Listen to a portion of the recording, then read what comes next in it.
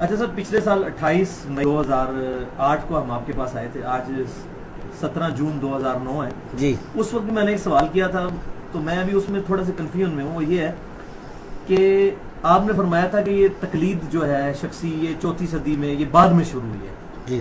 جبکہ یہ قاضی اسماعیل مالکی رحمۃ اللہ علیہ المتوفا 282 ہجری، جنہوں نے فضل الصلاۃ علی النبی لکھی ہے، ان کے نام کے ساتھ علماء عرب بھی لکھتے ہیں قاضی اسماعیل مالکی، اور یہ امام بخاری کے ہم اثر ہیں.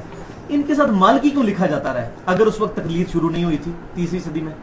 اس کا جواب آسان ہے اچھا، کہ یہ اسکول آف تھاٹ ہے. مالکی ایک اسکول آف تھاٹ ہے، حنفی اسکول آف تھاٹ ہے. تقلید نہیں تھی.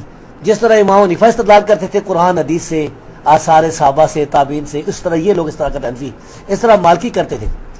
اس کی میں ایک آپ کو دلیل بتاؤں کہ یہ جو شافی علماء تھے نا، جن کو شافی کہا جاتا ہے، مثلا قاضی حسین آج کل کے نہیں، قاضی حسین پرانے دور کے 4 صدی ہجری کے، اس طرح قفال مروزی اور دوسرے جو علماء تھے، وہ کہتے تھے، جن کو شافی کہتے ہیں، وہ کہتے تھے لسنا مقلدین لشافی، ہم شافی کے مقلد نہیں ہیں، بل وافق راینا رایہ، ہماری رات کے منہ. تو یہ اسکول آف تھاٹ تھا، مالکی، حنبلی، شافی اور اہل حدیث، یعنی 5 اسکول آف تھاٹ تھے.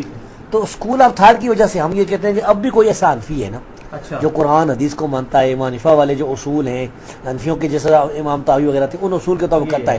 تو غلطی جب اس کو لگے کہ وہ لیتا مسئلہ ہوگا، لیکن وہ ہمارا مسلمان بھائی ہے، اس کو تو ہم سمجھیں. امام شرف الدین نووی جو ہیں، جی، 6 صدی میں گزرے ہیں، بہت بڑے امام ہیں. جی. ان کے نام کے ساتھ لکھا جاتا ہے الشافعی الدمشقی، وہ بھی یہی ہے؟ یہی مراد ہے. اچھا. اور یہ بات جو میں نے کہی ہے نا کہ لسنا شافی، یہ حنفیوں کی کتابوں میں بھی لکھا ہوا ہے. ٹھیک ہے کہ ان کی کتابوں میں عبدالحی لکھنوی نے بھی نقل کیا ہے، اور اسی طرح ابن عابدین شامی نے نقل کیا ہے. صحیح. عبد القادر جیلانی رحمۃ اللہ علیہ کے ساتھ لکھا جاتا ہے کہ وہ حنبلی تھے. ہاں جی، وہ بھی اسی وہ اسی طرح ہے، وہ بھی اسی طرح ہے.